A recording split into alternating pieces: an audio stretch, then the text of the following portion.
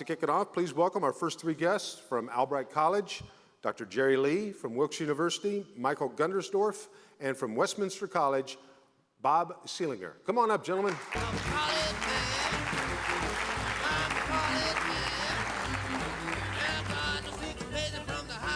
Making their way very methodically to the stage of Mesa Morning Live. Well, that was in unison they sat down. That's right. We practice. We practice on stage? Yeah. This looks like a version. Remember What's My Line? That's kind of what that looked like. Well, welcome. Good to have you here. Who'd like to kick us off? Tell us your purpose for being here. Mr. Lee, you're a regular here. You've been a guest before. Good to have you back. Yes, and I decided to come back. That's something. I've got a question for you. What are some of the factors leading to the decision to offer degree programs in Mesa? Well, as some of you might remember, that we're all part of this city initiative to actually bring higher education institutions into Mesa. There are 4 schools that are part of the consortium. 3 of us are right here, and you'll hear a little bit about us. But it seemed like a very, very good opportunity for the schools, but also the opportunity to provide educational possibilities for residents of Mesa. Great. And gentlemen, jump in if you'd like to talk a little bit about your universities. Well, Wilkes University is offering graduate level programs, an MBA, engineering management, 2 tracks in teaching, and also a creative writing program as well. It's just a great opportunity for the citizens of Mesa to have a different type of education being offered by the schools in the consortium. And Michael, where are you from originally? I'm from New Jersey. From New Jersey. How did you end up, well, Mesa's prettier than New Jersey most times of the year. Most times of the year it is. Not right now. That reads all times of the year. And I understand here, I Googled you. You were a former All-American football player and the team captain for your university. I was. Wow. I was very fortunate to play with some great players and for a great coaching staff. And as a football player, you have to be an opportunist, so I made sure to take advantage of every opportunity. What position did you play? I was wide receiver. I was going to guess. It's really not a football position, according to some people, because you're way out there. And my understanding is the Cardinals were interested, but you said, no, you've got scholastic work to take care of. Yes, I was dedicated to the academic world instead of the athletic world. Michael's a giver. And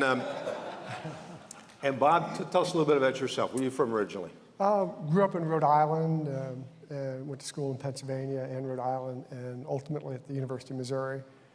Been at Westminster since 1979, which is in Fulton, Missouri, where Winston Churchill gave the Iron Curtain speech in March 1946.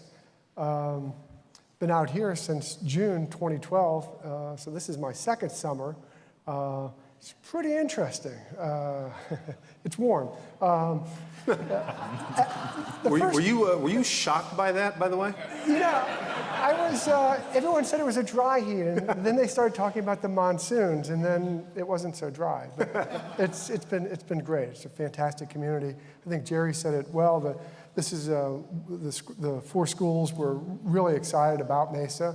The area is well served by some fantastic large public universities. We think that the schools that have come in represent another type of higher education. We're smaller schools, smaller classes. We're very eager to serve the community. We're also very eager to partner with the large universities in the sense that we'd like to hire their graduates to be faculty and staff, and we'd love to have our graduates go on there to be graduate students and go to professional school there. So again, Mesa is just a fantastic place, and we've been glad to be here. We're almost used to the heat. Almost. That will never happen, by the way. We're not used to it, and we've lived here quite a while. Well, boy, what a culture shock from Rhode Island to Arizona. Rhode Island, now you're talking about being an All-American football player. A friend of mine grew up in Rhode Island and played football. He was 3rd team on his high school team and all-state. That's how small the schools are there. Yeah. I have no idea where this comes from. Well, good. Well, give us a little pitch on. We'll start with Dr. Lee. If I'm a prospective student, and I know, try not to laugh at that, but give me your little pitch on why you should go to your school. Well, actually, you probably do fit the profile of many of our students. Our program is a full-time evening program that's designed for working adults. Well, adults. Right?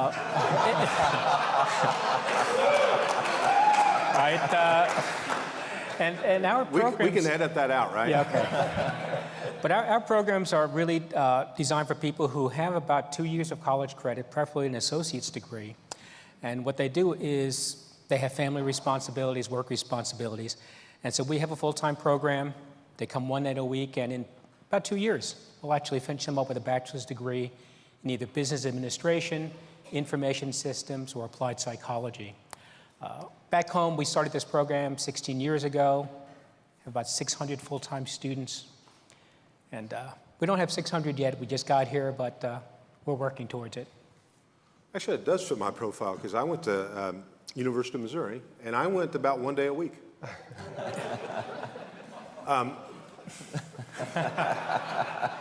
We all have students like you. Yeah, we all have students. Michael, give me a pitch for why I should go to your school. Well, much like Albright, we're offering master's levels programs that are designed for the working professional. Our programs cater to people who are looking for that small class environment, programs based in mentorship where your mentorship doesn't end the minute you receive your degree. It's lifelong with Wilkes University, and you'll rely on your advisors and the faculty throughout your professional career and your growth into your chosen field. Nights, weekends, we're not going to disturb your regular course of life. You're able to move through in an efficient manner and walk away with a degree that's going to have you prepared, where you learn it today and you use it tomorrow. So we're excited to offer the programs here in Mesa, and Mesa's been most welcoming to us. That's very good. And Bob? We're bringing up an array of undergraduate programming. That's all we do is undergraduate programming. Bringing up English, environmental science and studies, international business and transnational studies, along with 2 minors, one in health professions and pre-law. Historically, a lot of our students have gone on to health professions and to law school. We're built around what we call the concept for student development. We're really concerned with not only what students learn, but also who students are and how they grow as individuals. And so, again, we're really eager to work both with students right out of high school, but also with the students from the community colleges that have gotten an associate's degree or gotten a sense of direction, and then really want to put together the final 2 years or so at Westminster. And Bob, where are you guys located? We're in the Mesa Center for Higher Education, the old municipal court. It's a fantastic building. The city's renovated it. They work closely with Wilkes and Westminster and also Albright early on. The building is absolutely spectacular. It's a state-of-the-art facility. We were particularly attracted because it had forensic labs in the basement, and the city's worked with us to turn those into instructional labs. Similarly, Wilkes is doing engineering, as Mike said, and there are some fantastic engineering facilities that are going to be in that building. And what street's it on? 245 West 2nd Street. Okay, great. And Michael, where are you guys located? We're sharing the building. Oh, you share the building. Yeah, the two We're of us in the partners. building together. Oh, perfect. Oh, there you go. Right there. And that, now the people there that I see in the photo, are those students? They will be soon. I don't know. Did they make the cut? Because, We're still reviewing transcripts. yeah, They're on the 1 day a week. I was going to say, yeah. they got kicked out of the bartending academy.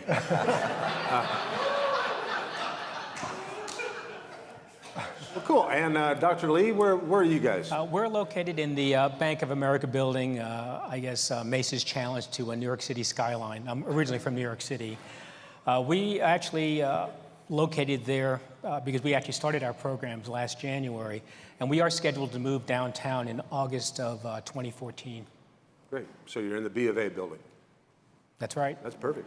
That's great for the student that says, well, I'm not sure I can afford to go here. Boom, you just sit them down and get them some money. There's an ATM downstairs, and we're up on the 5th floor.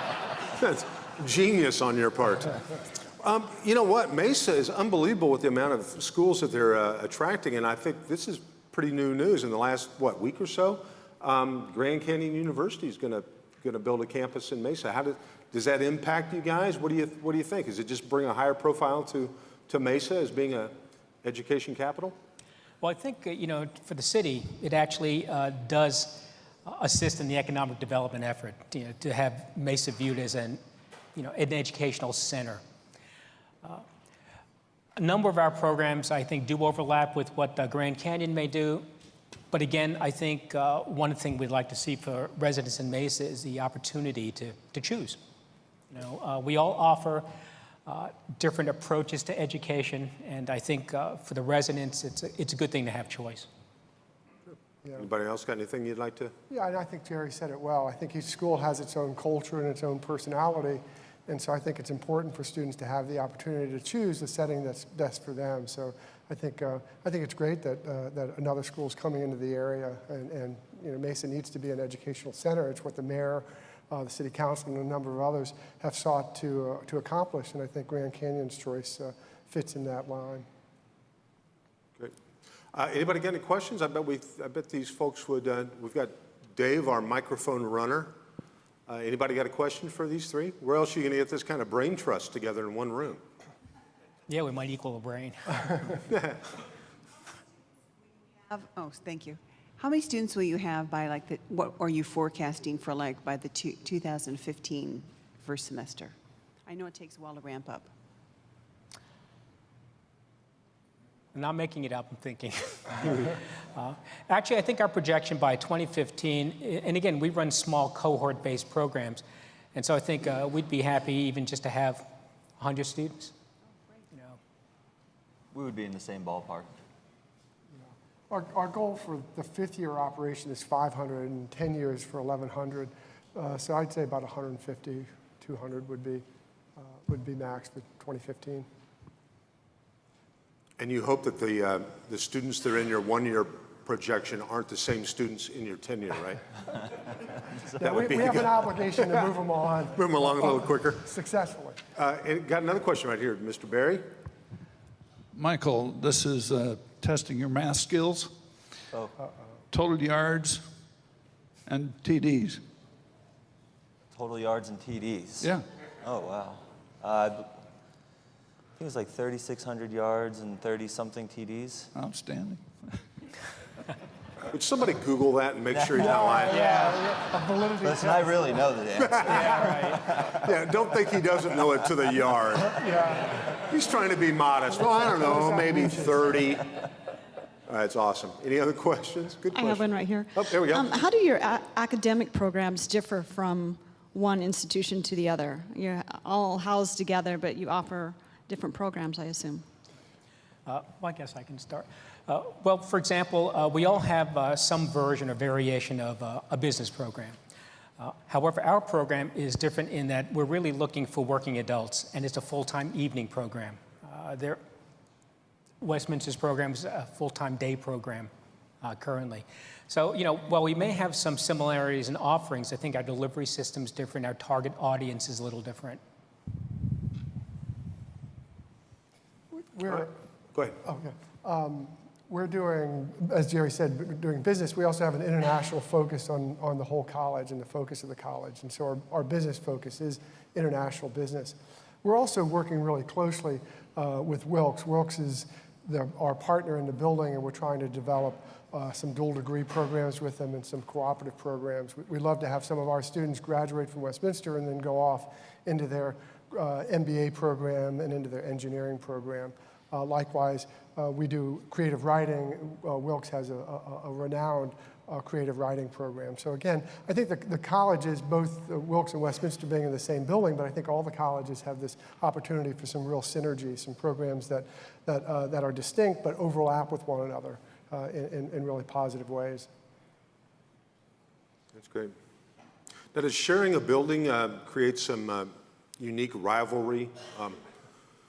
Like at U of A and ASU, there's a big rivalry. They try and paint the A on the side. If you don't have that, like cross over into their part of the building and paint something. Well, that's why Wilkes and Westminster are there, because we both, blue's part of our colors, and we start with W. Yeah, I like so, yeah, it works out well. We're trying to figure out how to get the A of Albright in there. Well, remember, we're the A school, they're the W schools. That's all.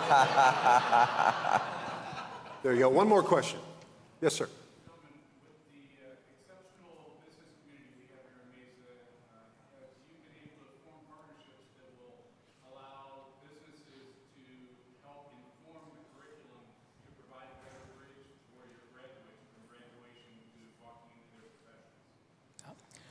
That's a great question, because part of our marketing and outreach has been the business-to-business model. So that's what we're basing a lot of our successes on right now, are the ability to go in and present our programs to companies and show how we're a viable source for workforce development, and which will in turn help retention for those companies and their employees, and inspire them to stay there for the long term. You know, and our marketing focus is also really designed to go into and talk to businesses in the community. In fact, back in Pennsylvania, one of the models we've done is actually deliver our program on the facility of a business. For example, if Crescent Crown had 10 or 12 employees who want to pursue an evening program and they want to do it here, we'd actually bring our program here and deliver it on site. I think that's a great question, because I think it's really important for schools and businesses and organizations to interact with one another to make sure that as schools we're preparing students as well as possible for the workplace, and likewise that the workplaces and the organizations understand what education, how it works, and how they can be best receptive to our students coming in to their operation. I think all of us are serving on a board, it's a chamber board that Dr. Pan chairs, which basically is putting together educational institutions and the community businesses of one sort or another. And the goal is to try to figure out how can we learn more about one another so that our students are best prepared to succeed and meet the needs of the community now and for the next 3 decades. Well, gentlemen, I know you're busy. Thank you so much for stopping by this morning. Those of you watching at home and you're thinking about maybe continuing your education, you got 3 great options right here in the great city of Mesa. So if you have any other questions, gentlemen, please feel free to stick around for the rest of the show, and feel free to ask these gentlemen your questions after Mesa Morning Live. So how about a big round of applause for Jerry, Michael, and Bob?